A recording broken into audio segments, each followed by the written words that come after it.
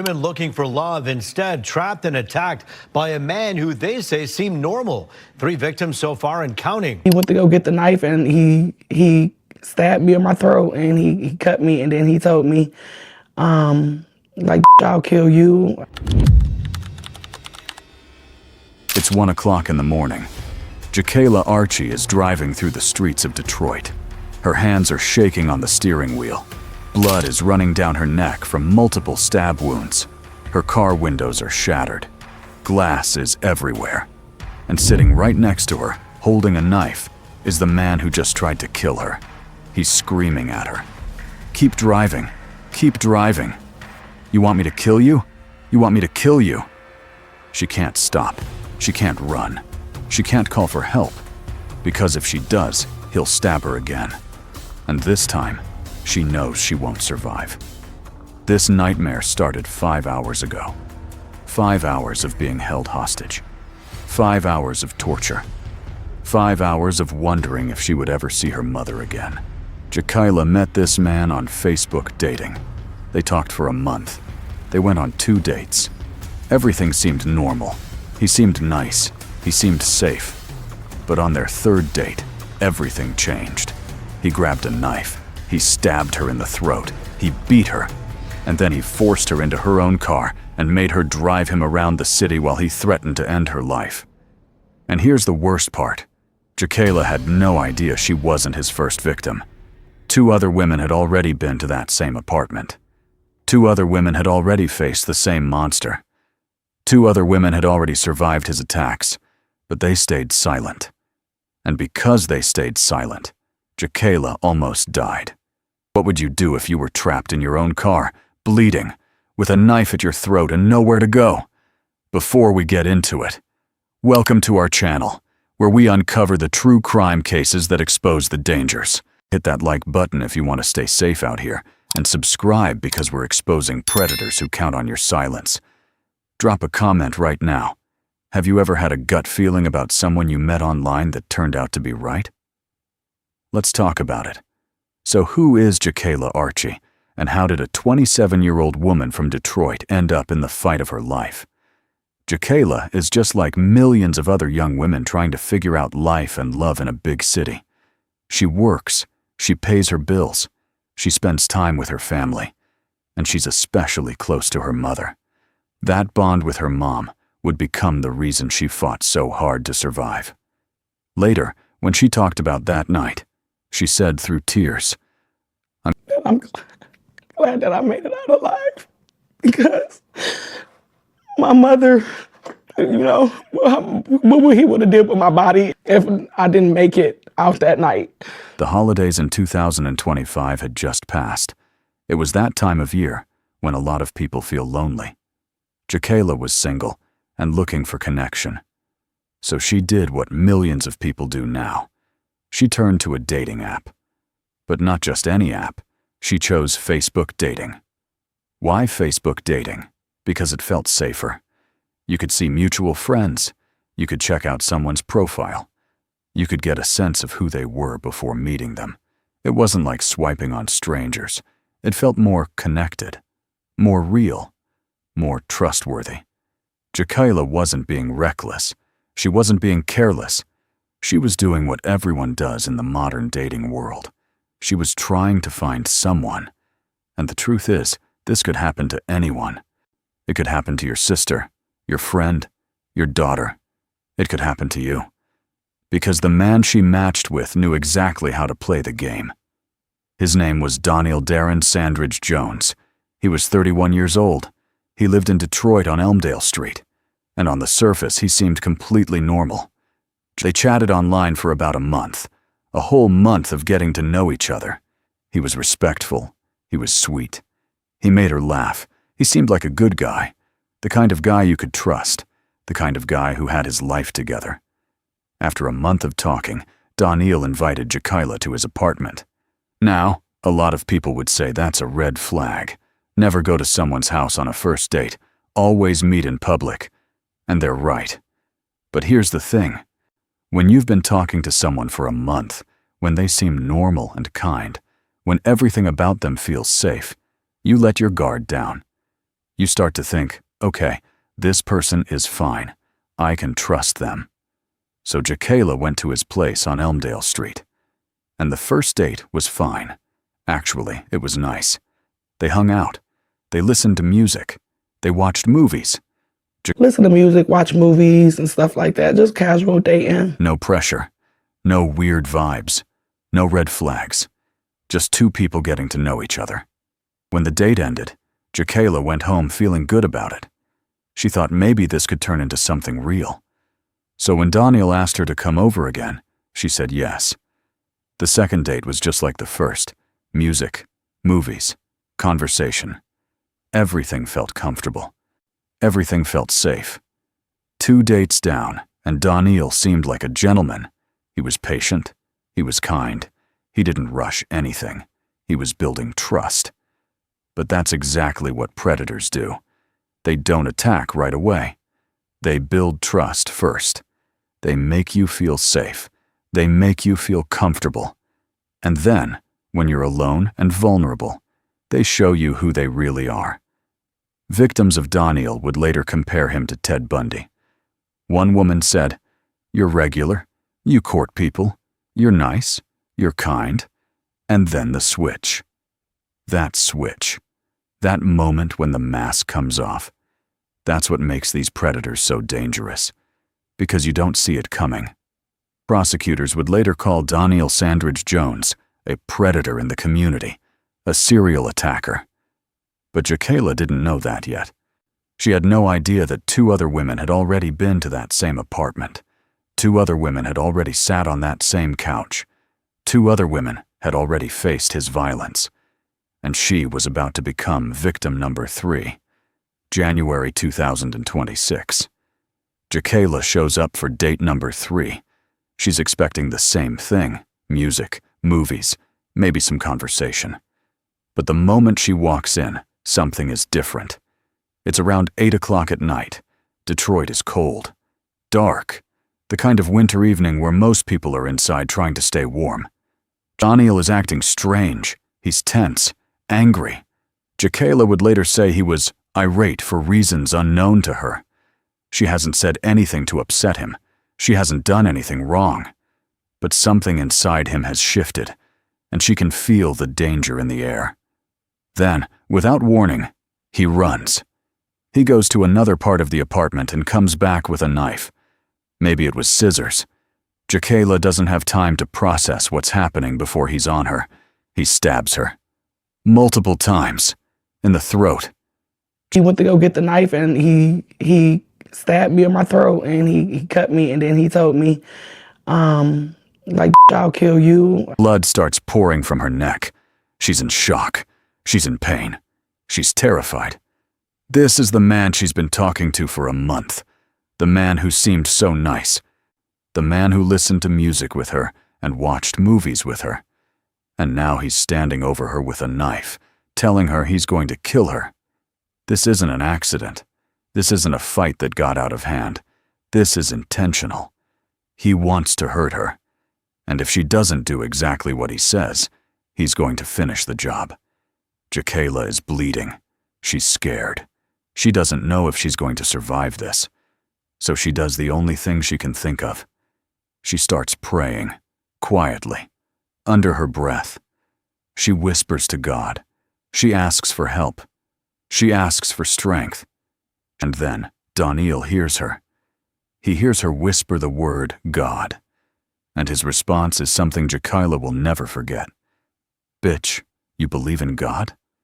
That moment, that question, it shows just how cold he is. Just how little humanity is left in him. Here's a woman bleeding from stab wounds to her throat, praying for her life, and he mocks her for it. Jacayla is thinking about her mother. She's thinking about what Daniel would do with her body if she doesn't make it out. She would later say through tears, I'm glad that I made it out alive, because my mother, what he would have did with my body if I didn't make it out that night. The nightmare isn't over. Not even close. Daniel forces Jacayla into her own car. He's holding the knife. He's threatening her. and he makes her get behind the wheel. She's bleeding. She's in pain. She's terrified. And now she has to drive. He sits in the passenger seat with the knife pointed at her, and he starts yelling, "Keep driving! Keep driving! You want me to kill you? Or you want me to kill you?" Jakayla drives. She doesn't know where he's taking her. She doesn't know what he's planning. All she knows is that if she stops, if she tries to run, if she tries to fight back, he's going to stab her again. And this time, she might not survive. While she's driving, Daniel starts busting out her car windows. Glass is flying everywhere. The cold Detroit air is rushing in, and Jakayla is still bleeding from her throat, trying to keep the car steady, trying to stay alive. This goes on for 5 hours. 5 hours. From 8 o'clock at night until 1 o'clock in the morning. Jakayla would later describe how she felt during those hours. She said, "It was just so scary for me. Then I felt like I was just alone, and I was trying to get away. But any which way I turned, I couldn't get away." Think about that. She's driving through a city with thousands of people. There are cars on the road. There are buildings with lights on. There are people inside those buildings. But she feels completely alone. Because no one can help her. No one can save her. It's just her and Daniel. And she has to survive on her own. After driving to multiple locations, Daniel finally tells her where they're going next. Back to his apartment. Back to Elmdale Street. And Jakayla knows. She knows what's waiting for her if she goes back inside. She knows that if she walks through that door again, she's not coming out. He's going to kill her. He's going to hide her body. And no one will ever know what happened. So when they pull up to the apartment, when Daniel orders her inside, Jakayla makes a decision. She's going to wait for her moment. And when it comes, she's going to run. They get back to the apartment. Daniel is still holding the knife. He's still threatening her. But then his phone rings. He gets distracted. Just for a second. Just long enough. Jakayla grabs her keys, and she runs. She runs from that apartment. She runs from Daniel. She runs from certain death. And as soon as she's far enough away, she calls 911. After 5 hours of torture, Jakayla Archie was free. The next day, January 22nd, 2026, Jakayla did something that a lot of victims are too afraid to do. She went public, and that's when everything came to light. Most survivors stay silent. They're scared. They're ashamed. They're worried about what people will think. They're worried the attacker will come back. They're worried no one will believe them. But Jakayla made a different choice. She decided to speak up. And that decision may have saved lives. She went on Facebook and posted about what happened to her. She didn't hide his name. She didn't protect him. She made sure everyone knew exactly who he was and what he did. Here's what she wrote. "Yesterday, I had the biggest scare of my life. Daniel Sandridge Jones lured me to his home to unalive me. I survived, but another young lady may not. You cannot silence my truth." She tagged Crime News in Detroit. She made sure the post would be seen. She made sure people would know his name. She made sure other women would be warned. Why did she do it? Why did she put herself out there like that? Jakayla explained it like this. I don't want no one to feel that it's embarrassing to go through domestic violence or, don't be embarrassed about anything, it happens. She wanted other survivors to know they're not alone. She wanted them to know it's okay to speak up. She wanted them to know that staying silent only protects the predator. And here's the thing. After Jakayla escaped, Daniel tried to manipulate her. He sent her text messages trying to play the victim, trying to make her feel sorry for him. His messages said things like, "I feel bad. I have a lot going on. I'm going to get help." He was trying to guilt her, and trying to make her think maybe it wasn't that bad. Maybe he was just having a rough time. Maybe she should give him another chance. Maybe she shouldn't report him.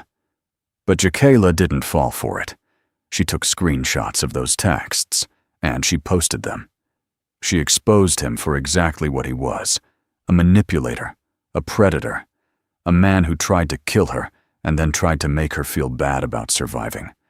And when Jacayla went public, when she told her story, that's when the truth started coming out. Police began investigating Daniel Sandridge Jones, and what they found was horrifying. Jacayla wasn't his first victim. She wasn't even his second. There were two other women who had been to that same apartment on Elmdale Street, two other women who met him on Facebook dating, two other women who survived his attacks. Victim number 2. She was attacked with a knife. Her phone was damaged. Her car was damaged. She was assaulted and terrorized, just like Jacayla. Victim number 3. Daniel threw bricks at her face. He threw bricks at her car. Then he choked her. Then he beat her. All 3 women. Same dating app. Same apartment. Same violence. Same predator. Prosecutors didn't hold back. They called Daniel Sandridge Jones a predator in the community, a serial attacker. Because that's exactly what he is. This wasn't a one-time thing. This wasn't a mistake. This was a pattern. Jacayla could sense it. Even during the attack, she knew. She said, "I knew that he had done this to multiple women prior. He was just too comfortable. He was too comfortable with the violence, too comfortable with the threats, too comfortable with holding a woman hostage for 5 hours, because he'd done it before. And he thought he could keep getting away with it." But here's the scary part. Police put out a statement saying, "We don't have any official reports of additional victims, but that doesn't mean there's none out there." Think about that. 3 women came forward. 3 women reported what happened to them. But how many more didn't? How many more women were attacked by Daniel Sandridge Jones and stayed silent? How many more women are out there right now, carrying that trauma, thinking they're alone? That's why Jacayla's decision to go public was so important. Because when one person speaks up, it gives others the courage to do the same. When one person says, "This happened to me," it breaks the silence. And silence is exactly what predators need to keep hunting. If you're watching this, and you've ever felt unsafe on a date, or you know someone who uses dating apps, share this video. It could literally save a life. And drop a comment. What state or country are you watching from? Let's see how far this message reaches. After Jacayla escaped and called 911, police moved fast. And the charges? They came down hard. On January 31st, 2026, officers arrested Daniel Darren Sandridge Jones at his apartment on Elmdale Street. The charges against him were serious. Very serious. First, assault with intent to murder. That's attempted murder. Because when Daniel stabbed Jacayla multiple times in the throat and told her, "Bitch, I'll kill you," he meant it. He wasn't trying to scare her. He was trying to end her life. Second, unlawful imprisonment. That's kidnapping. He held Jacayla hostage for 5 hours. He forced her into her own car at knife point. He made her drive him around Detroit while threatening to kill her. That's not just assault. That's kidnapping. Third, malicious destruction of property. He busted out the windows of Jacayla's car while she was driving, while she was bleeding, while she was terrified for her life. And those were just the charges related to Jacayla. He was also charged with 2 other separate domestic violence incidents. Daniel Sandridge Jones was held on a $1 million bond. $1 million. That's not normal. Most bonds are much lower. But Detroit Police Commander John Sveck explained why the bond was so high. He said the size validates the danger that the 31-year-old poses to the community. Translation? This man is extremely dangerous, and he needs to stay locked up. If convicted on all charges, Daniel is facing decades in prison, possibly life. And the Wayne County Prosecutor's Office made it clear they weren't going to go easy on him. But while Daniel sat in jail, Jacayla was dealing with something much harder than physical wounds. And she was dealing with trauma. Yes, her throat healed.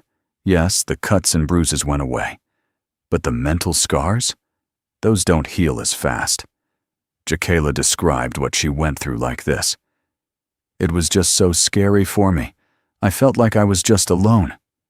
That feeling of being alone, of being trapped, of not knowing if you're going to survive. That doesn't just go away when the attack is over. It stays with you. It follows you. It shows up in nightmares, in flashbacks, in moments when you're supposed to feel safe, but you don't. Jakayla is giving dating a break, and honestly, who can blame her? After what she went through, trusting someone new feels impossible. Going on a date feels dangerous. Being alone with someone feels terrifying. But here's what makes Jakayla so strong. She's not hiding. She's not staying quiet. She's not letting fear control her life. She went on the news. She did interviews. She cried on camera. She told her story over and over again. Not because it was easy, but because she knew other women needed to hear it. Her message to survivors is simple and powerful. I don't want anyone to feel that it's embarrassing to go through domestic violence. Don't be embarrassed about anything. It happens. She's telling survivors that it's not their fault, that they don't need to feel ashamed, that speaking up is the right thing to do. And by speaking out, Jakayla is doing something incredible. She's helping other survivors. She's showing them they're not alone. She's giving them the courage to come forward. She's proving that your voice matters. Jakayla Archie survived, and now she's using her second chance to save lives. But this case isn't just about Danielle Sandridge Jones. It's about a bigger problem, a problem that's putting women in danger every single day. Dating apps have become hunting grounds for predators, and it's not just happening in Detroit. It's happening everywhere. Detroit and Michigan have seen multiple cases where dating apps were used to find victims, women who thought they were meeting someone nice, someone safe, someone who could be a potential partner, but instead, they met someone who wanted to hurt them. And it's not just Michigan. Across the country, women are being attacked, robbed, and killed after meeting men online. Tinder, Bumble, Hinge, Facebook dating. It doesn't matter which app, predators are on all of them. Here's how they do it. They create appealing profiles. They use their best photos. They write bios that make them seem kind and safe. They say they're looking for something real. They say they want a connection. They say all the right things. Then they start chatting, and they're patient. They don't rush. They talk for weeks, sometimes months. They build trust. They make you feel comfortable. They make you feel like you know them, like you can trust them. And then they ask you to meet, usually somewhere private, their apartment, their house, somewhere with no witnesses, somewhere they have control. And that's when the mask comes off. That's when you see who they really are. But by then, you're alone, you're vulnerable, and it's too late. That's exactly what Danielle Sandridge Jones did, 3 times, with 3 different women. Same method, same app, same result. Now, Facebook dating is supposed to be different. It's supposed to be safer. Why? Because it's connected to Facebook. You can see mutual friends. You can check out someone's profile. You can see their photos, their posts, their life. It feels more real, more trustworthy, more connected. But clearly, that's not enough. Because Danielle Sandridge Jones used Facebook dating to find multiple victims. He had a profile. He had photos. He probably had friends. And none of that stopped him from being a predator. So the question is, what is Facebook doing about this? What is Meta doing to protect users? Because right now, it doesn't seem like enough. We need better background checks. We need verification systems that actually work. We need warnings when profiles are reported. We need built-in safety features that help people stay safe. We need dating apps to take responsibility for the people using their platforms. Detroit Police Commander John Svek gave a warning after Danielle's arrest. He said, "He seems completely normal the first few dates, and then he snaps. Be very careful who you spend time with and where you go, especially if it's in private. So what can you do? How can you protect yourself? Let me break down the safety rules that could save your life. 1. Never go to someone's home on early dates. Always meet in public, coffee shops, restaurants, parks, somewhere with other people around, somewhere with witnesses, somewhere you can leave easily if something feels wrong. Look at Jakayla's case. She went to Daniel's apartment, and that gave him complete control. There were no witnesses, no one to help her, no one to hear her scream. When you're in someone's private space, you're vulnerable. Don't put yourself in that position until you really know who they are. 2. Tell someone where you're going. Before you go on any date, tell a friend or family member. Send them the person's name. Send them their profile. Send them the address of where you're meeting.